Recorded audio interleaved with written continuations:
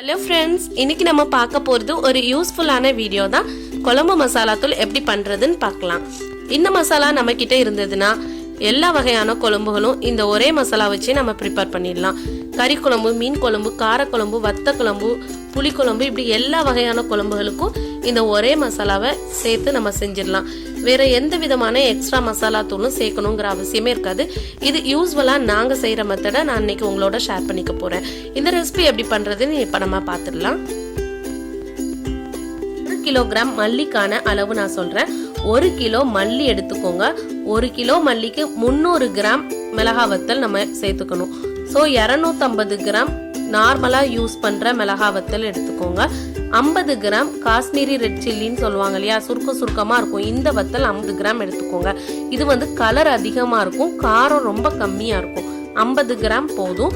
100 gram ஜீரகம் எடுத்துக்கோங்க. ஜீரகம் 100 கிராம். அதே போல 100 கிராம் சோம்பு சேர்த்துக்கலாம்.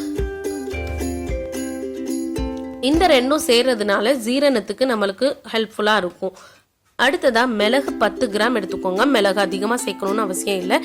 எந்த ஒரு பொருள்லையும் நம்ம மிளகா வத்தல் சேர்த்தோம்னா கண்டிப்பாக மஞ்சள் சேர்த்து ஆகணும். ஸோ 75 கிராம் மஞ்சள் எடுத்து வச்சிடலாம். எல்லாத்தையுமே தனித்தனியாக எடுத்து வச்சிடுங்க.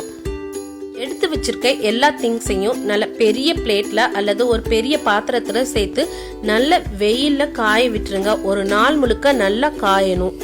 காலையில நல்ல வெயில் அடிக்கும் போது நம்ம காய விட்டுட்டு ஈவினிங் வெயில் குறையும் போது நம்ம எடுத்துக்கணும். இப்படி 2 நாள் நல்லா காய விட்டு எடுத்துக்கலாம். நல்லா காஞ்சதும் ஒரு டப்பால தட்டி மெஷின்ல கொடுத்து நல்லா ஃபைன் பவுடரா அரைச்சு வாங்கிக்கோங்க. நல்லா பட்டு போல இருக்கணும், கொருன்னு இருக்கக்கூடாது. மசாலா தூள் நல்லா சாஃப்டா இருந்தாதான் குழம்பு நல்லா இருக்கும். கொஞ்சம் கொருப்பா இருந்தா அது பொரியலுக்கு தான் நல்லா இருக்கும். ஸோ நல்லா பட்டு போல அரைச்சு வாங்கிக்கோங்க. மெஷின்ல அரைச்சிட்டு வந்ததும் அது ரொம்ப சூடா இருக்கும்.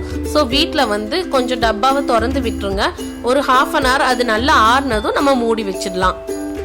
இந்த மசாலா 3 to 6 மாசம் வரைக்கும் கெடவே கெடாது. நம்ம யூஸ் பண்றத பொறுத்து இருக்கு. தேவைக்கு கொஞ்சமா தனியா ஒரு டப்பால எடுத்து வச்சு யூஸ் பண்ணிக்கோங்க. இந்த ரெசிபி உங்களுக்கு கண்டிப்பா யூஸ்ஃபுல்லா இருந்திருக்கும். இந்த ரெசிபி உங்களுக்கு பிடிச்சிருந்தா லைக் பண்ணுங்க, ஷேர் பண்ணுங்க, மறக்காம சப்ஸ்கிரைப் பண்ணுங்க. Thank you. Bye bye.